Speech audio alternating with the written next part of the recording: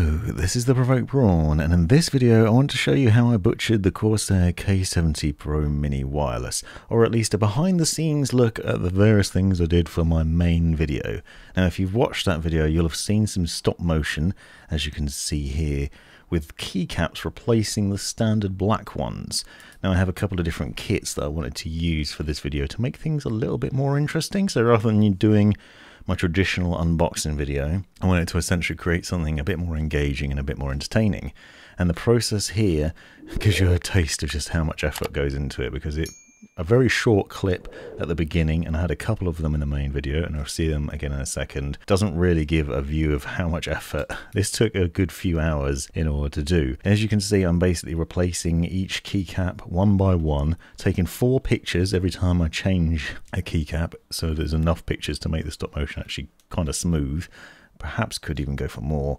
I have done 5 in the past, but that's something to play around with. You can see I'm remotely controlling my overhead camera with my phone here, then one by one changing the keycaps and swapping them out. Now this is a reasonably affordable keycap set that I purchased off Amazon. I just thought it was kind of funky, it looked pretty cool, and I thought it might just add a little bit of change to the Corsair keyboard. Out of the box I think it looks a bit boring, if I'm honest, and I'm going to show you how I've changed it to make it look a bit nicer. Now they are PBT Double Shot, but they don't let through much light, the original keycaps, so I wanted to change the look. Now you might have seen my Corsair K65 RGB Mini video.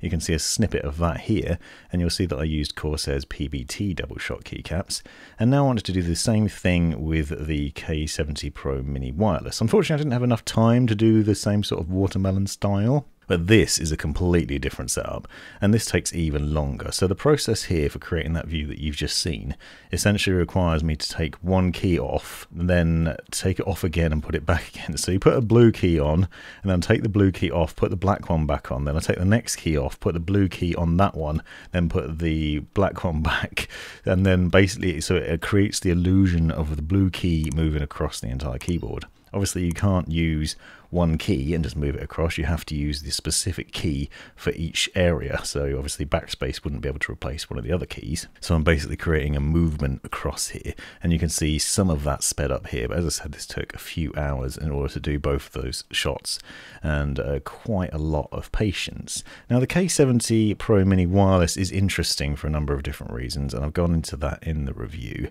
It has the usual wonder of Corsair's 8,000 Hz polling rate, 4,000 Hertz key scanning. It has Bluetooth, it has 2.4 GHz. But more importantly, and more excitingly, it's the first hot-swappable keyboard from Corsair. So the brand has never done hot-swappable keys before, so this is great, and I was really excited for this because it gave potential to make something interesting. So you can see that you can pull the keys out, there's no need for soldering or desoldering, and so it makes it upgradable and changeable. It comes with 2 sorts of cherry switches as standard, so I thought it'd be fun to try and lube up some other switches and replace the entire keycaps and the entire key switch set up and make it a bit better. And so my original plan was to use some Novel Keys creams, which I've already previously lubed and set up on a different keyboard. However, I came unstuck when I discovered that the K70 only has 3-pin connections, as you can see. So it'll only work with 3-pin switches, not 5. So those switches that I lubed previously were 5-pin. So here you can see me just test lubing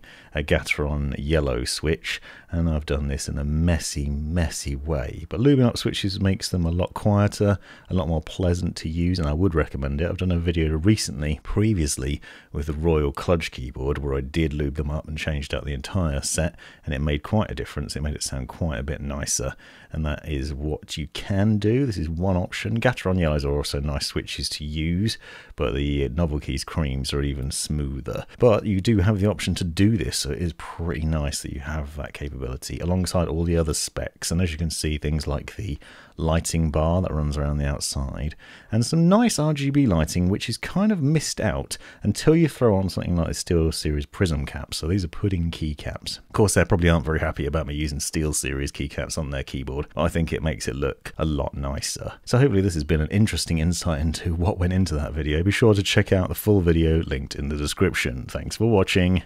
Have a great life.